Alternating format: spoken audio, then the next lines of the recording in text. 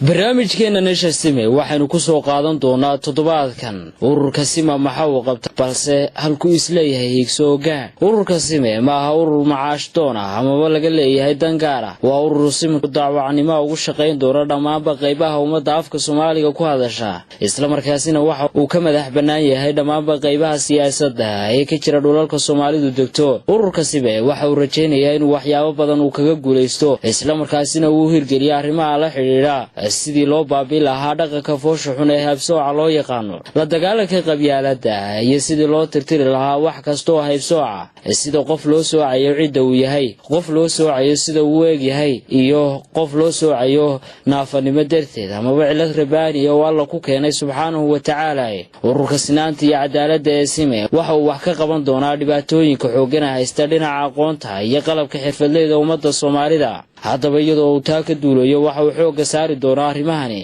sidii uu taageero naf iyo maalba leh isula garab taagi lahaa farsamayaqaanada iyo xirfadleyda ummadda Soomaalida waxaanu ururka Sime isagoo taa ka duulaya uu xoog saari doonaa sidii ay kor ugu qaadi lahaayeen aqoonta xirfadleyda ummadda Soomaalida sidoo kale waxa uu ururku waqti badan u hori doonaa sidii ay u heli lahaayeen xirfadleyda Soomaalidu agabka ay ugu haboon ay u fududeyn karaan shaqada ay ummadda Soomaalida u hayaan shaqadaasi oo ah shaqo aad u muhiim ah ururka cadaaladda iyo sinaanta ee Sime waxa uu u baahan yahay inuu gaadho waqtiyada soo socda waxa kamid ah cadaalad iyo sinaan dhammaan ummadda Soomaalida ka dhaxaysa isdhexgalka bulshada Soomaalida gaar ahaan guurka oo sinaanta dhammaan xuquuqaadka aasaasiga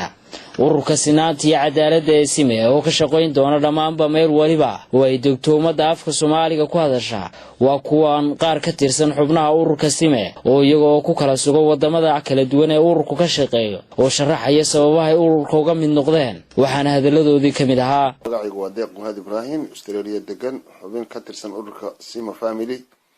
sinaanta iyo cadaaladda Soomaaliya waxaan ururkan ku raacay ama aan magaranaysa ku doortay waa isdhexgalka bulshada iyo magaranaysaayay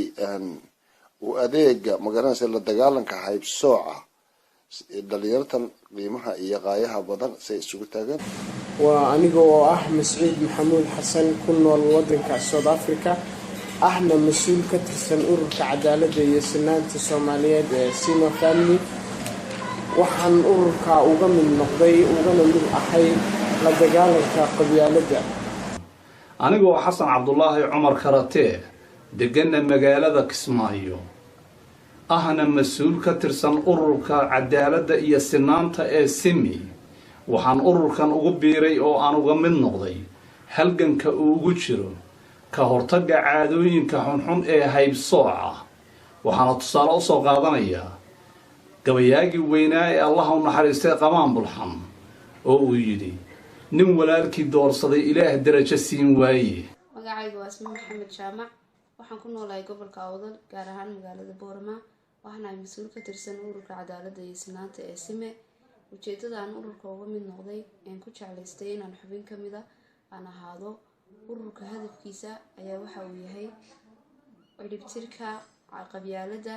iyo inay cadaalad helaan dhammaan ummadda Soomaaliyeed meel kasta oo ay dunida kaga nool yihiin magacaygu waxa weeye Muniira Jaamacdiin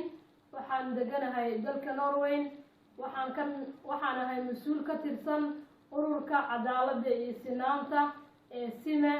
ururka waxaan uga mid noqday sidii loo heli lahaa cadaalad dhammaan ummadda Soomaaliyeed iyo sinaan waa Munaad Caali Cabdi oo joogta wadanka Tanzania gaar ahaan caasimadda Dar es Salaam waxaan ahay mas'uul ka tirsan ururka cadaaladda iyo sinaanta Soomaaliyeed Sime waxaana ku taageeray ururka halganka ugu jiro la dagaalanka dhaqanka xun ee loo yaqaano haybsooca magacaygu Hibaaq Maxamed Rasmi Hibaaq degan waxaan deganahay wadanka Imaaraadka Carabta waxaan ahay member ama xubin kamid ah ururka cadaaladda iyo sinaanta ee Sime waxaan ku raacay hadafka iyo go'aanka ay ka leeyihiin walaalaheena Soomaaliyeed anigoo ah Shaafici Maxamed Nuur degan magaalada Boosaaso waxaan ahay mas'uul ka tirsan ururka cadaaladda iyo sinaanta ee Sime waxaan ururka uga mid noqday halganka ballaaran oo ugu jiro isdhexgalka bulshada Soomaaliyeed khaasatan dhanka guurka si loo helo Soomaali midaysan gabi walaalo ah magacaygu waa Cabdisamed Axmed Ibraahim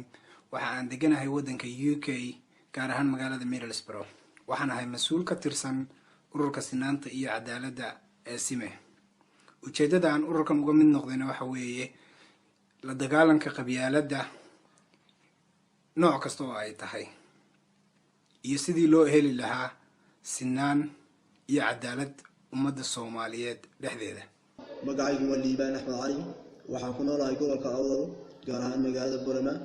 waxaan ahay xubin ka tirsan ururka sinaanta iyo cadaaladda ee Sime waxaan ku jeclaystay inaan ka mid noqdo ururka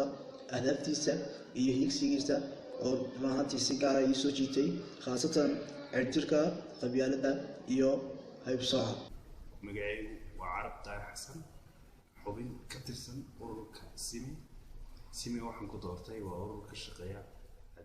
waa tahay intaasi ayaanu toddobaadkan ku soo afmeeri doonaa barnaamijkeenan isha Sime waxayna toddobaadkan ku soo qaadanay waxyaabaha ururka u qorshaysan iyo waxyaabaha uu dhaqdhaqaaqi doono. barnaamijkana waxaa idiin soo saaray anigoo ah Cabdiruus Cabdilaahi Ismaaciil Beershiya. intaynu barnaamijkan barnaamij xiga ku kulmi doono sidaas iyo nabadeed.